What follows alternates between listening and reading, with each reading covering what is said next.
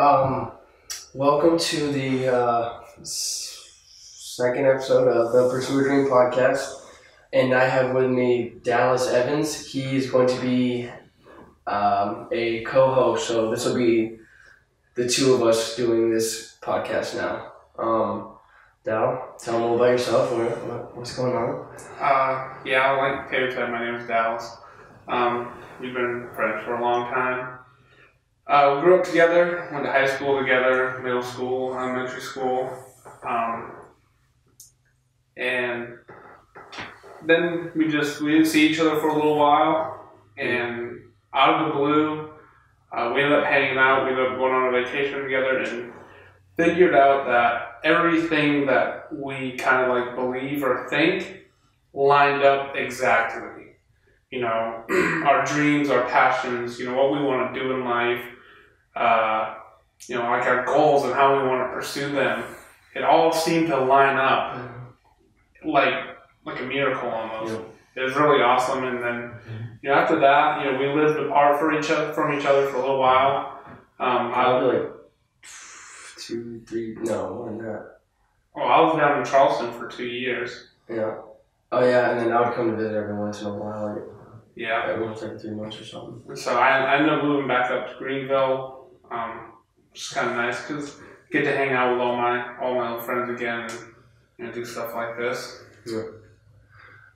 So we are gonna start doing this together, and we're trying to figure out what people's drive in life would be. Like, what is their reason for the show? So it's obviously called the Pursue a Dream podcast. So we're trying to figure out what's everyone's reason for pursuing pursuing their dreams.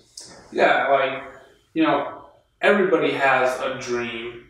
There's always something. It might be something big, it might be something small, but it's all about the way that you pursue that thing. And, it can be something as simple as losing 10 pounds, and you want to do that, so the way you pursue it makes a huge difference. Or it can be, starting a company, or whatever you can think of. There's always, you can either sit there and be a dream and nothing can ever happen, or you can pursue it. Yeah. One of the things that comes to mind is I heard a quote, and I'm not sure exactly who it was from. I'm pretty sure it was from some speaker that I listened to, and he said that the most valuable place in the world is a graveyard. And the reason why he said that, it kind of caught me, made me really listen. And I was like, okay, that doesn't even make any sense. How is it a graveyard? How is it the most valuable place in the world? And he said that's where people's dreams and ambitions and talents go to die. I've heard that quote before. And it made sense to me. It's like, hey, these things are given to us, as a gift. You might as well use them rather than never touch them. And then, what's the point of having them in the first place? Yeah, I heard that before. That I got that quote's actually perfect because that almost goes on perfectly because people have all these dreams and they die with all their dreams. They're not actually going off and pursuing them. They're just there, and no one actually wants to. Actually, I won't say no one actually wants to, but they don't. I don't know if they're too scared or what, but I think that a lot of people are, they're just nervous. Yeah. Something new, or they don't know what's going to come of it. I mean, what about, but for you? I mean, you've had, there's been a few different things in the past where. I mean, you went to Iceland. Iceland, yeah, I went to Iceland. You went to Iceland. I mean, your clothing, little business thing, you got those things. They were a dream, and then you pursued them. As far as the Iceland thing goes, how did that?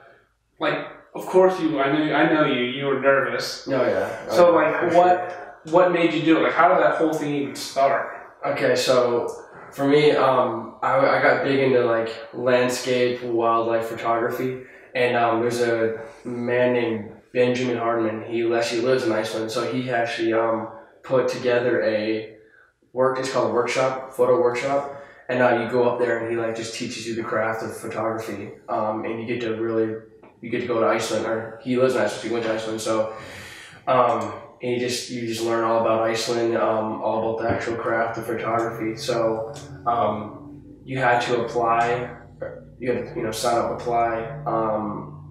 And he picked 7 people out of, I think it was 250, and so I actually didn't get into the first 7. Oh, really? Yeah, I didn't.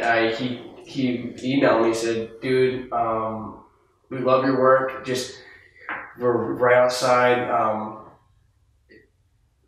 Like he just said that you're right outside the top 7. We loved your work, but just it wasn't quite there enough. I was like, whatever. Obviously I was pretty down because I was like, oh, it sucks so bad. I love the Iceland. Learned all about it. And about a week later, he emailed me back. He said, "We actually changed our mind. We've been really thinking about it, and we want you to come along." So we're gonna add 8 people. Whoa. Yeah. So they added 8 people, and yeah. So it was actually kind of cool. I already literally it was a week ago. I wrote it off. Never whatever. Not doing that. But so I don't know. It was a really awesome feeling knowing that someone actually cared enough. To add. Yeah, to make room. Yeah. They made they didn't just it's 7 people and they made another spot for me. So I thought that was awesome. So that's how that occurred. And then I actually went to Africa too about a year later to do the same thing.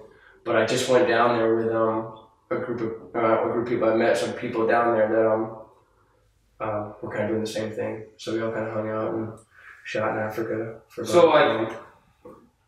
How in the beginning, let's just say 3, 4, 5 years ago, someone comes up to you and says, "Hey, you're gonna go here, you're gonna go there." Would you even believe that? Oh no, heck no, no, not a chance. No. If someone told me you're going to Iceland in a year to take pictures with a famous photographer, you're out of your mind. Never in a million years. Yeah. So then, how did your mindset go from how did you build up the courage? You just practicing a lot. You just shot a lot. Took a lot of pictures and started editing. You kind of just got comfortable with it. Yeah. So it's just the amount of time you put into the craft. So I first started, I didn't even know how to even really run a camera. I mean, there's all these settings on the camera. I shot in automatic, just the A on the camera. Shot for probably 2 months, and when I went to edit them, I couldn't quite tweak them the way I wanted to. So that was just me learning the camera and learning the process of taking the picture, editing. So that turned into me just really working on, dry. Literally I would go on the weekend, I'd work. On the weekend I'd go up to the mountains or drive 3 hours away to Charleston, shoot some stuff, or go down to Georgia, shoot some stuff. Just really,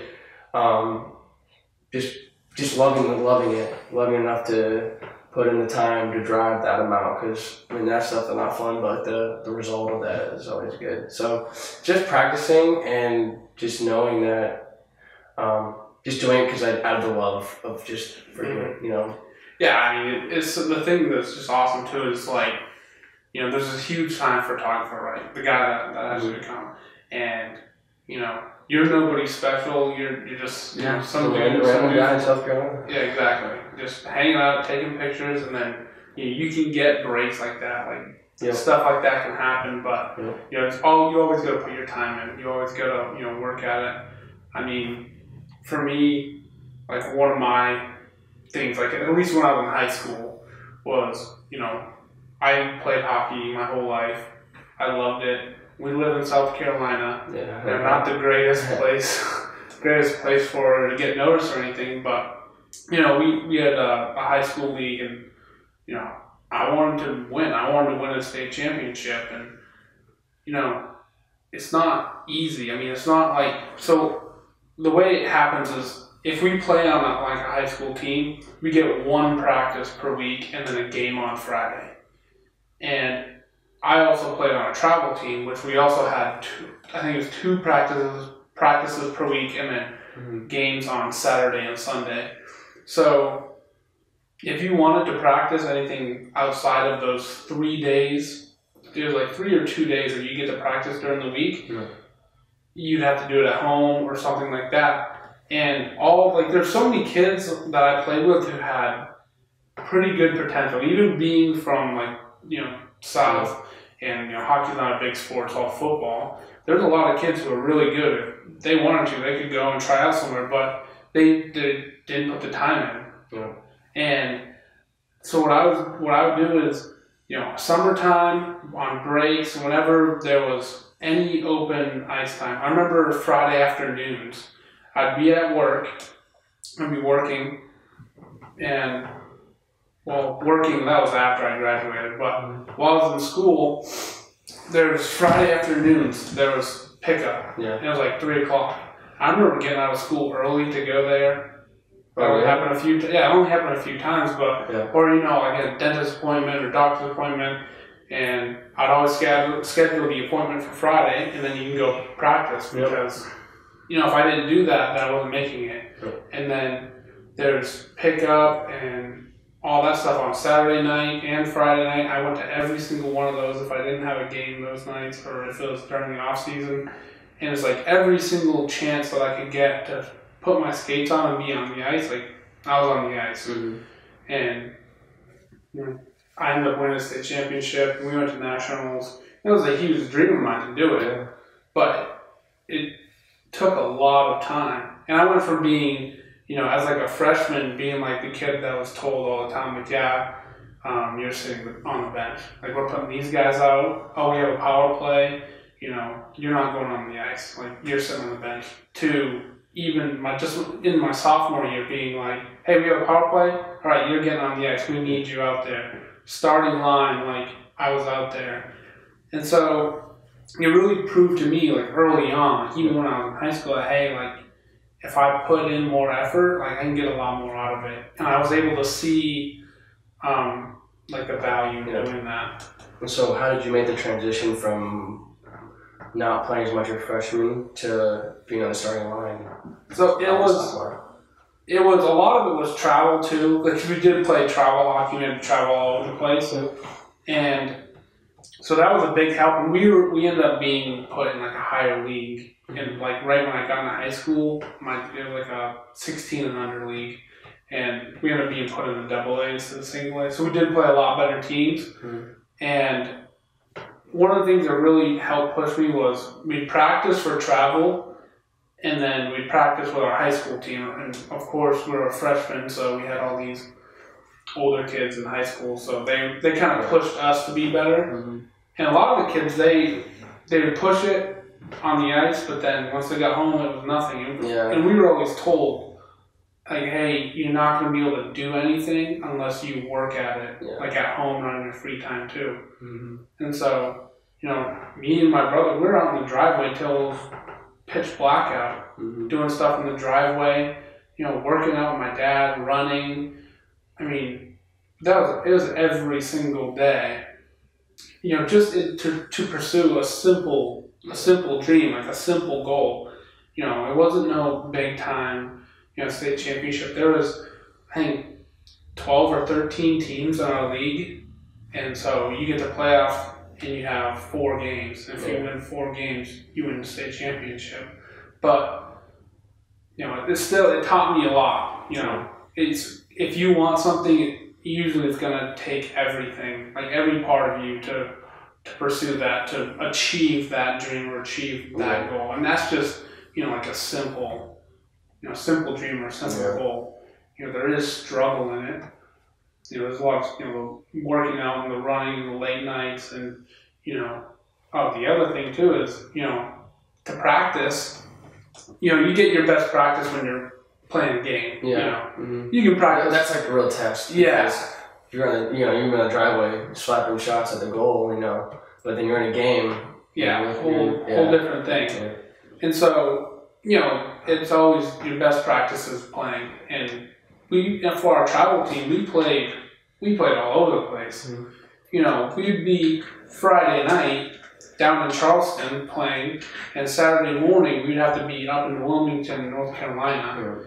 And, you know, it was a lot of stress on my parents, but the other thing too, I mean, you were talking about, you know, you're doing your camera thing, and I was talking about sports and, you know, how that has kind of brought us in our lives, like taught us so many things. And anyways, but as far as just pursuing your goal or your dream, like one of the things that I really don't think people understand is, you know, you can always take that first step like right away. And, you know, it can just be something so simple. You know, hey, I want to make, you know, kind of like what you want. You wanted to make your clothing company and have all this stuff. And it's like, yeah, you're not going to be at all your shirts in H&M tomorrow, but hey, I'll throw up my Instagram page and, you know, get one t-shirt design and have some people, and take some pictures of people and put them on there. It's like anybody can do that. You know, anyone can have an Instagram, anyone can design a t-shirt, put something on it, like that's easy. And everyone has an iPhone or a phone with a good enough camera to post on Instagram. I mean, all the tools are right there, and you can always just get started. Like, you always can take that first step. Like, I have a friend, really cool friend. He's in the military, and he has this really, really, like, interesting, cool dream. And I really don't want to, like, give it away, but you know those, the vans that people, like, finish out? Like the Volkswagen van or something? Yeah, they take, like, there's a bunch of Instagram pages for them. They're like old school, like, vans, and they gut the inside and make it, like, livable. And then they drive it around. Like, he wants to do something with that. He's not exactly sure. And he keeps talking to me about it, like, every time I see him. And so I asked him, like, well, you know, what are you doing right now to pursue that? Or to, like, so when you get out of the military, you know, have an idea. He's like, I don't know, I've looked at the Instagram pictures, they're really cool, and I know that I like to do it. I'm like, all right. What next? And he's like, I don't know. I'm like, well, how much do one of those vans cost, or a van? I don't know. Do you know what you need? No. So I'm like, dude, if this is something that you really want to do, at least go home and, like, write down what it's going to cost and ideas. You know, what do you want to have? Have a taste of what the... And, you know, anybody can do that. Anybody can take that first step and towards their goal in the pursuit, and just to let it be just, you know, dream somewhere that's never going to happen. You know, get your feet wet. You know, get your hands dirty. You know, talk to people. That's the other thing too is, you know, you have something that you want to do, or something you're passionate about or whatever. Go find somebody that's, you know, that does that made it there. Like, that's what we want to do. That's like, me and you. Like, that's what we want to do with this podcast, is talk to these people who have made it, who have pursued their dream, who are pursuing their dream now, but are just, you know, further along than we are, and say, like, hey, how did you do it? You know, what was your strategy? You know, what was your struggles? And, you know, but find people, you know, for anybody out there, find somebody who is doing what you want to do, or something that's relatively close to what you want to do. And go and ask them about it. Say, hey, can I buy you coffee? Can I take you out? You know, I want to learn about this. Could you explain this business to me? And, you know, see where it goes. Everybody needs that. At least talk to somebody. At least go ask somebody about it. Or shit, look it up on the internet. I mean, it can start, like, that can be the very first thing you can do. I mean, everybody's got YouTube. Yeah, exactly. YouTube is the worldwide. Like, you can learn how to put a car together on YouTube. So it's easy, and it's just get started. Like, and the thing is, feet wet. And the thing is, hey, you might down the road you might find out that, hey, like, this, I don't like this. This isn't for me, and that's fine. But then figure out what the next thing is, and it's better to, you know, try something out. You figure out, hey, this is not for me, than to come to that conclusion way further down the road. Mm-hmm. After you've already wasted time or money or something like that. Yep. I just think, I don't know, I think that's important. You got a whole lot of people out there that, it's, oh man, I wish I could just do this. Yeah. And I wish, but it's like, there's all these excuses. There's, 9 ways to Sunday. Mm-hmm. Excuses, like, everyone has them. Mm-hmm. And it's, oh, well, I don't have the money. Well, I don't have this. I don't have that. I don't have the right camera. I don't have the right, whatever it may be. I don't have the right gym to go to. It's like, just do what you can with what you have right now. Mm-hmm. I have an example of that because when I was in Iceland, we were talking about, everyone's like, oh, like, the guy running it, Benjamin, he's got like a really nice camera. Someone's like, oh man, what, how much is that? Does that help you out so much? He's like, honestly, dude, I started off with, like literally he's at a Walmart brand, like just this low quality camera. And it's just the quality or the inspiration of like pictures I mean to you. So you can have a $4,000 camera and you can produce $500 pictures. You can have a $500 camera and produce $4,000 pictures. Mm-hmm. It's just it doesn't matter where you're coming from, where you started, what kind of camera you have, etc. It just matters if you have the heart and the will to just inspiration to do it. Yeah, and the best thing is when you start something out, and it might be whatever your goal is, whether take photography for an example, you don't have the right, the nice camera, just like you were saying, and then you work really hard. Like there's a lot of struggle in doing that, and like you learn something from that. Every little step of the way teaches you something new, and then when you get to the end, like, you just appreciate it so much more. And everyone's looking for, hey, if I buy this camera right here, it'll get me there easier. It's gonna be exactly. It's not the truth. Yeah. And I always laugh when I hear it too. Yeah. But I don't know. I mean, heck, it sure does help to have a nicer camera. Don't get me wrong, but just the initial starting out. I was talking last week with Shane, and he was telling me about the guy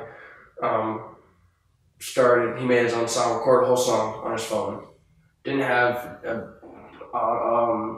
audio transfer or whatever, didn't have all the gear, $5,000, $10,000 gear, just had a phone and just kind of recorded a song. He said the guy got like thousands and thousands of views on it. So really? Yeah, and actually, nothing like viral, but it had he said something like 40,000 to 50,000 views. See, that's awesome. Just off the phone. And there's people with $20,000 to $50,000 camera equipment or audio equipment and 1,000 views. Yeah. Yeah, it's all about the content and being yourself and stuff like that. But the other thing I want to ask you too about is you have your photography stuff that you did, you pursued it, you got to do all these things, and then now like the whole T-shirt business, like how did that come about? Like I want to hear that story. So that started. So I love pictures. I love doing video. But as the years came, I did it for about a year and a half. I still do it, but I actively pursued that for a year and a half.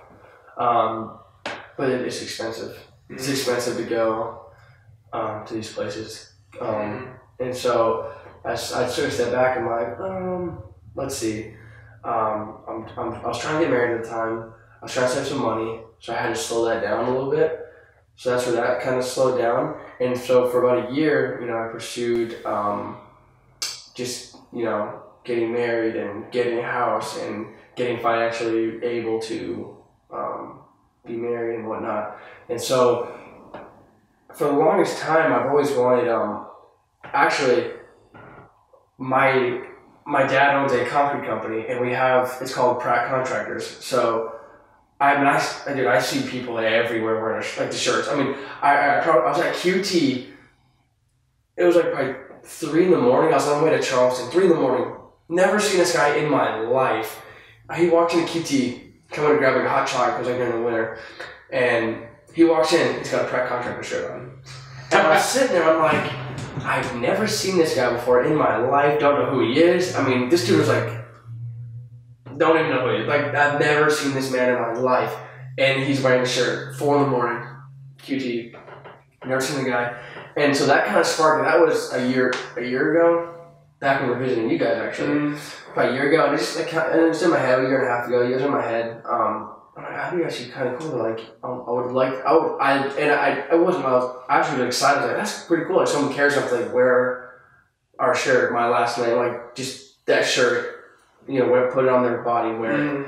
And I'm like, I mean, that's like, and it's just a basic like Pratt contract, just logo, basic yellow. Like, I'm like, I wonder if I like upped it a little bit, brought it out, marketed a little bit. I'm like, I could probably turn it into like something small, something. Could go big, I don't know. But I inspired, it was that moment that was inspiring me to do that. It was a year ago. And I thought, you know, months went by and like, it costs a little bit of money to do this because like you have the initial startup, you got to buy everything. So it costs, I'm like, I'm trying to get married, I'm going to keep it on. Like if my heart's still set on it in a couple months, I'm going to go at it. And it was about 2 months before my wedding back in June, like it was hitting me hard, like you need to do it. So I was like, all right, when I get back from my honeymoon, when I get back settled in, I'm going to do it. And so I've been settled in for about 2 months now. I started about 2 weeks ago, but I came out with it 2 weeks ago, 3 weeks ago. But I initially started about a month and a half ago. It takes a while to get everything set up, but I just finally just said, heck, I'm sitting here. I've been dreaming about it for a year now. I'm just going to go with it. Yeah. You've been dreaming about it for a year. You still want to do it. And I was like, make sure, like, I have a lot of ideas come through my head. I'm like, oh, that'd be so sick. Let me do that. And then I go for about a week. I'm like, it was not that cool. Like, it's not that good. Like my grandpa always tells me a story, or not a story, but he always tells me, because I'm always talking about cars and new trucks and cars. You know, me and my brother always like, dude, check out that brand new diesel. Right? Yeah. You need to go buy that thing. So he's always like, this is what you guys need to do. He said, go to the dealership, look at the car, sit in it, test drive it, smell it. He's like, leave, wait 2 weeks, and if you still want it, go get it. Yeah. He's like, if you don't want it, if your mind's not, you know, made up, if you're still on the fence, he's like, then don't get it. Because, you know, there's always that spur of the moment type deal, you know, where it's like, oh yeah, I really want this, I really want to go do that, and then, you know, a few days later. It's like getting a tattoo. For me, I'm like, oh, that's a sick, that thing's dope. Should I go get it tonight? And I'm like, just wait, just think about it for a little bit. And then 2 weeks ago, I'm like, what tattoo do I want to get again? Yeah. Like, I don't know what it looked like. But just that, that's so sick. It looked so dope. But 2 weeks later, I'm like, I don't remember what tattoo I wanted to get. Especially something that's going to be permanent. Exactly. Permanent on your body. My mom's like, just think about it for a little bit. Like, you know, I'm like, I'm going to get it tonight. Call the guy up. Oh, yeah, come on. I'm about to leave the house. Actually, it's actually legit going to happen to me. It was back when I was living at home. I called the tattoo artist up. I'm like, hey, I'm coming to get this. He's like, do you have any time tonight? He's like, yeah, I actually do. I have a time tonight for about an hour and a half. I was like, all right, I'm coming in. It's something small.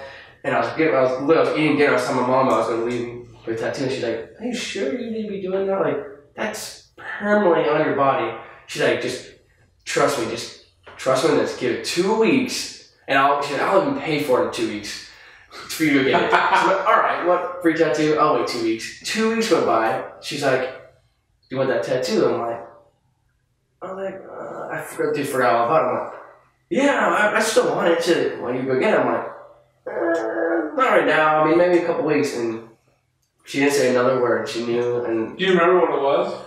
It was a rose. It was gonna be like on my leg or something like that. Or some kind of on my back of my leg maybe. I saw some dude with it. I'm like, oh, that's so sick. So I was like, we get that and I was like, it was like a rose. Not a rose. Maybe a vine, or I don't remember. It's just sick. I had some red writing. I don't even know. I was like, that's some vine. Maybe it was a writing. I was gonna kind of do my own writing or something like that.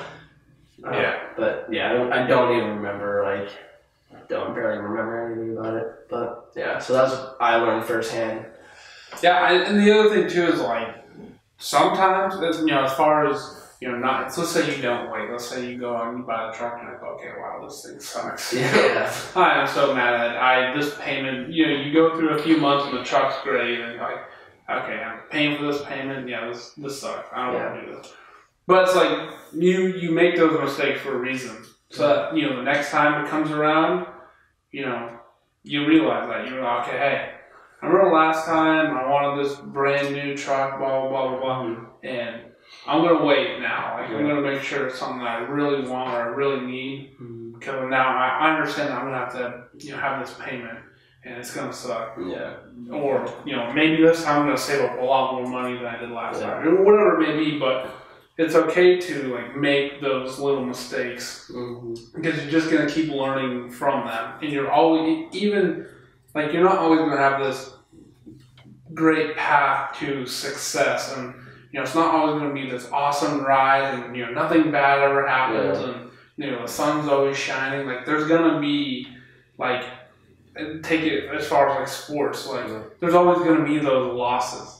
Someone's going to get injured. You're going to lose the game. You're going to something's going to happen. But that's, like, the whole journey to, winning the World Series or, winning the Super Bowl or Stanley Cup or whatever it is. Like, you're going to have times when it's not going to be great. There are going to be times when you're going to struggle. But if you can understand that those struggles are going to teach you something later on, you can kind of, like, I wouldn't say enjoy them, but realize the benefits to them.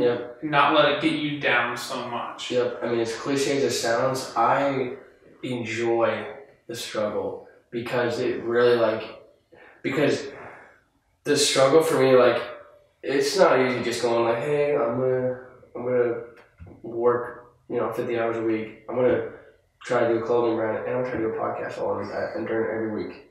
And there's times that it's like really hard. It's like really like, all right, I gotta do this, I gotta do that, I gotta do this, and it's like it almost weighs on you sometimes. Like, and I get in bed and I'm like, whew, I'm beat, I'm done. Like working, like somebody work. Like last week I worked a 15-hour day. And I come home, I start doing the clothing thing, gotta send out orders, and then I go at night and get ready for the podcast this week. I get in bed at night and I'm just like, holy cow, but I love it, I really do. It teaches me I enjoy the better, I enjoy the enjoying moments, if that makes sense, better than I would if I didn't struggle with it, or if I didn't have the downtime. Yeah, no, I know exactly what you're talking about. Like that feeling, like the end of the day, but you're like, okay, I got a lot done today. And even though you are beat, and if someone came out, it feels good. It's like a good feeling. Like I remember, I always talk about this, but I was living in Charleston, my first time living out on my own, paying all my own bills. I'm going to school and working. It's a brand new job, and moving out and then moving away was such a big deal for me because I know I told you so many times, but I am not the type of person just if I need something or I need help, I'll just go and ask. Or if I have a question about something, it's difficult for me to just go out and, hey, can you help me with this? Or hey, I need a job. Well, I need a job. So I ended up moving down there. And one of my uncles knew a guy who was hiring, construction, which is, what I've done since forever. And so, but as far as just being totally I don't know anybody at all, I was so nervous, so scared. So I started working there, I'm working every day. And then I got school every single night.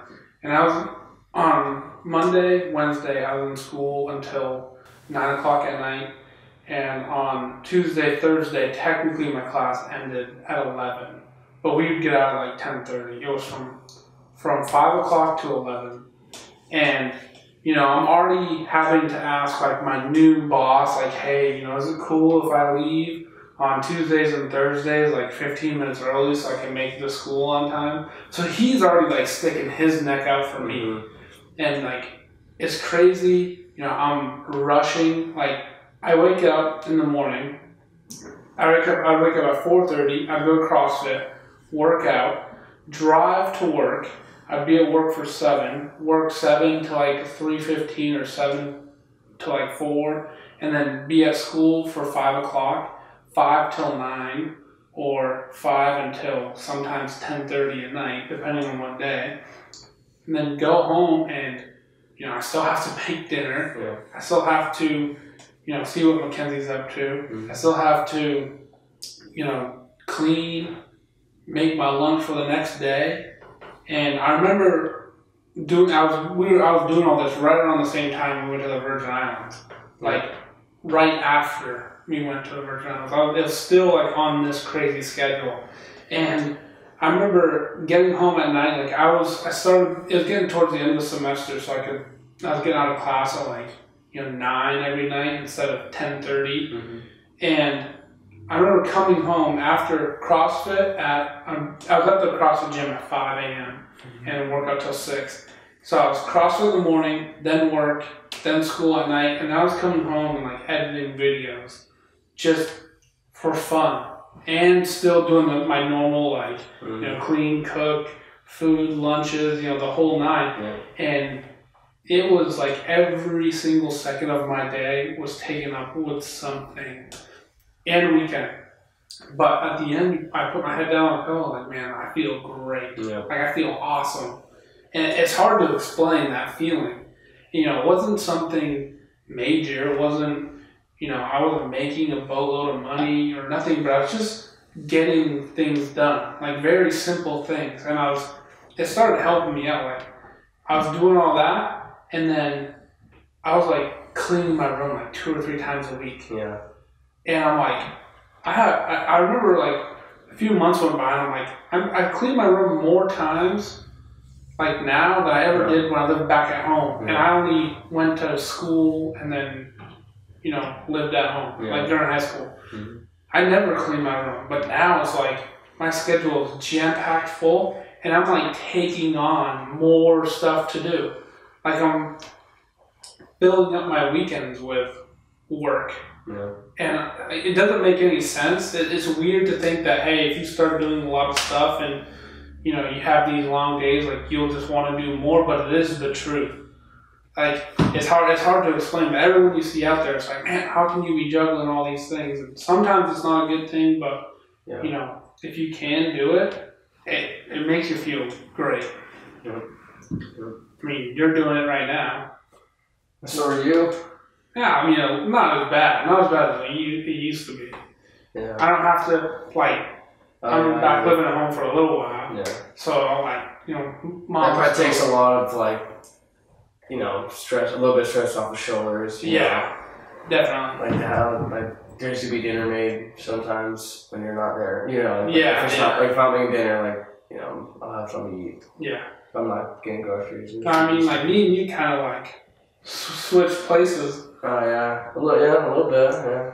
How did it end up, Well, my schedule of a day is, I be up at 5:30, get home around 5:30. Mm-hmm. Help make dinner. We have a puppy, so it's like, spend time Those are always fun. Yeah, spend time with the wife and puppy, and then, like, market and whatever clothing line, come out with designs, trying to get people involved in that, and then kind of get ready for a podcast every week. To go through, make sure I'm getting people on, getting equipment, whatnot, getting set up, and actually it's 10 o'clock at night. It's like I got home an hour ago. It feels like, and showering, and so like I get to bed at about 11 o'clock every night, and I fall asleep about 12 because my mind's still going 100 miles an hour, worrying about the clothing line, worrying about my full-time job, worrying about the podcast, making sure that it's going to be set up and ready for go for every week. So it's there's some days I'm like, oh man, sometimes it's like, there's some days I want to be like, I'm done. I want to just get home. I want to do absolutely nothing. I want to play Fortnite, and I want to just do nothing. I want to go to bed at 10 o'clock. Like, I go home, eat dinner, spend time with my wife and pup, and then I want to go to bed, or I want to play Fortnite for 3 hours. But it's like, I'm not going to be successful if I'm doing that. I've never heard anybody, like, people I've seen examples of, and what I've heard, like, nothing ever comes like, so I'm like, here you go. Here's 10 years of grind to get where you're at. It's just like, you're here. I want to be here, and if I want to do nothing, I'm going to stay down here. Mm-hmm. It's easy to be. It's easy. What I'm trying to say is, it's easy to do. Could be like really easy. Easy is easy. If you want to get like up here, like it's going to be difficult. Yes, it's going to be difficult. It's going to be hard. It's not easy. So if you want it bad enough, it's there. Like no one's like saying no, you cannot do that. It's yourself. Like do I want to struggle? Do I want to? But the reward is worth it. You know, It's just the reward. If you're thinking more about the reward and less about the struggle, you know. And the other thing too, I always feel like it's like, well, I want to do this, and that person's doing that, so. I can't do it because they have this and they have that and they have the other thing, and I've made that mistake myself. Mm-hmm. That person, why they get to do that because of this, or they already have that, or they were given this. And it's like it's not the truth. At the end of the day, it really is like the amount of effort you put into it, and even if someone is just given like. Whatever it is, even if they're just given that, most of the time, if you work for something and you build it up and you keep it, you're either going to be more successful than them. You'll care about it more. It's like you take a 16-year-old kid, you hand them a brand new Ferrari or whatever, or you take the kid who had a Honda Civic with 400,000 miles on it when he was 16, and then worked his way up and made his own company. He drove crappy cars all his life, and then finally that one day, like he gets that, Lamborghini, whatever it is, and like that car is gonna be so like have so much meaning. He's like, okay, I came from this, and like now I'm here. I remember everything that I had to put in to get this car or get here. To where somebody who's just like 16-year-old kid, here's the Ferrari. There's no respect for it. Like they don't care. Yeah. When it's like, that's an over $100,000 car. Mm-hmm. But that's why, like, even if you wish in your head, like, even if you're wishing in your head, like, wow, I wish I could just have that, you're really, like, you're lying to yourself, because I think we all kind of know in the back of our heads, like, if we're, even when we just get what we want, or we're just given something, it just does not feel like as good. I always think about that though. And so, you got the crappier camera, cool. Yeah. I'll do my best with what I have right now. Yeah, and then, for sure. Keep moving on from there. And, the other thing too is, we're all on like that journey of our dreams, the pursuing, the whole pursuing part. Like that's where most of us are right now.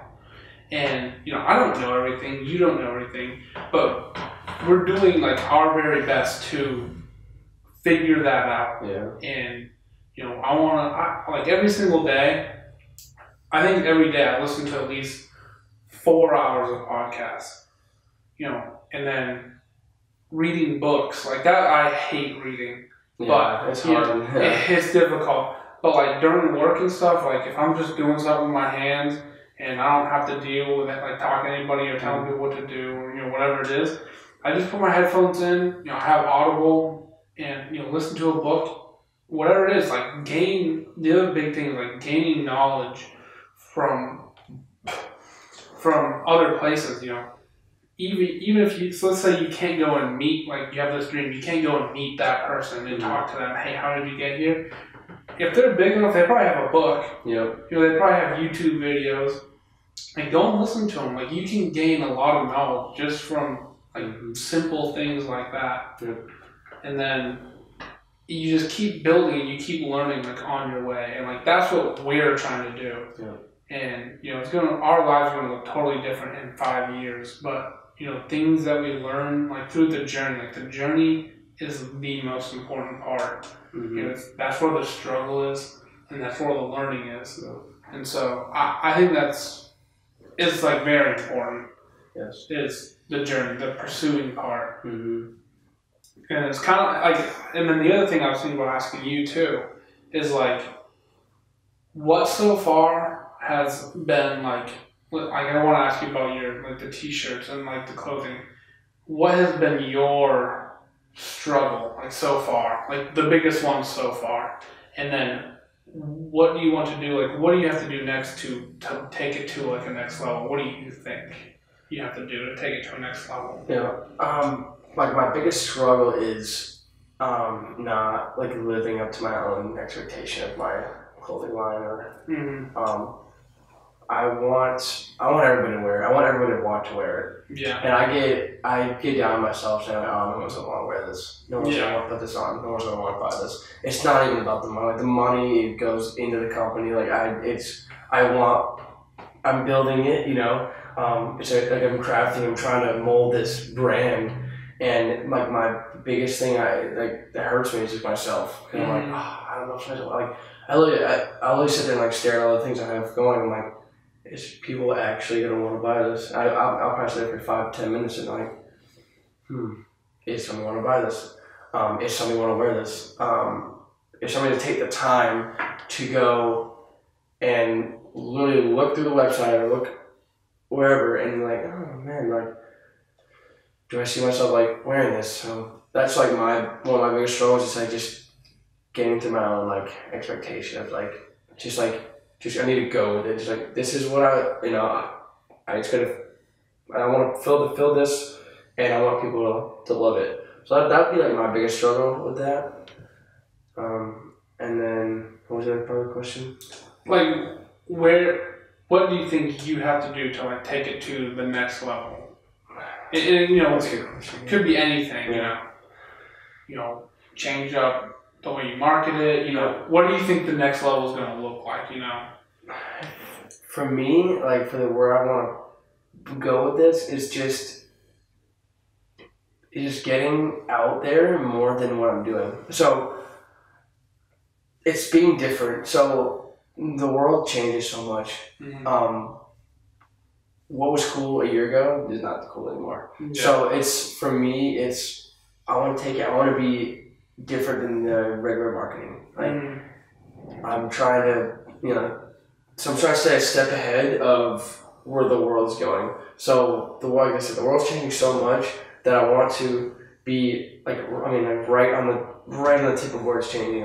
As it's evolving, I wanted to be right there because whether we like it or not, there's freaking hip hop artists that were cool 6 months ago. Yeah, they're cool now. So it's just changing so much. Music is changing so much than what it was.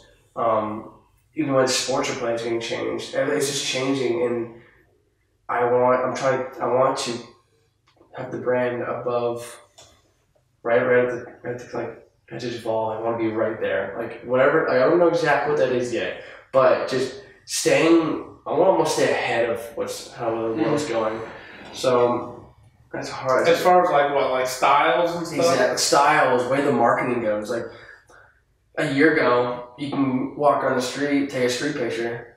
How many street pictures have you seen? I've seen 1 million street pictures. What makes that shirt different than the other shirt they put on? Yeah. What's different than that brand and that brand? They both take the same picture. Is it just the way the shirt looks? Is it the feeling of the shirt, or is it the way they That's the way it fits, The quality of the shirt, what makes them different. They took that same picture, that same spot, but you buy the other person's shirt or the other person's shirt, but not their shirt. They took the same picture, say the same person, the same building, whatever, the same street, and what makes you buy their shirt over their shirt. Or then the other thing too, even in the same company, what makes you pick one shirt over another? I don't know. I'm trying to catch people's eye. What catches their eye enough ooh, I want to wear that. That's where I'm trying to, that's what I'm. I definitely think the EST 1993 is my favorite part. You think so? Yeah, I love that. Yeah. I don't know why. I prefer, it's kind of funny.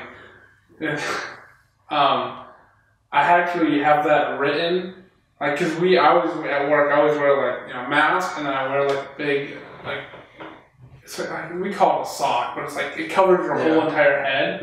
And there's always people going in our trailer and taking them, and then they put them somewhere else and they use yours, and so we're always losing them. So I'm getting sick of losing mine.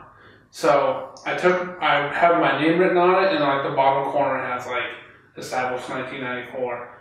Like that was, I had that for, you know, a few months. I don't know, I just, for whatever reason, it's like, kind of like, this is when I was made, like this is when I was established or born, but, you know, it catches my eye. I just think it's really cool. I want to tell you that. I appreciate that, yeah. It's just something that, it's when, you know, the Pratt is, that's where it started. That's when Pratt started. That's when your dad's company started, right? No, that's when my mom and dad got married. So that's when Pratt, like the Pratt. Oh, gotcha. That's when Pratt began. It was in 1993. So that's why I based it off of. Dude, that's cool. I like that.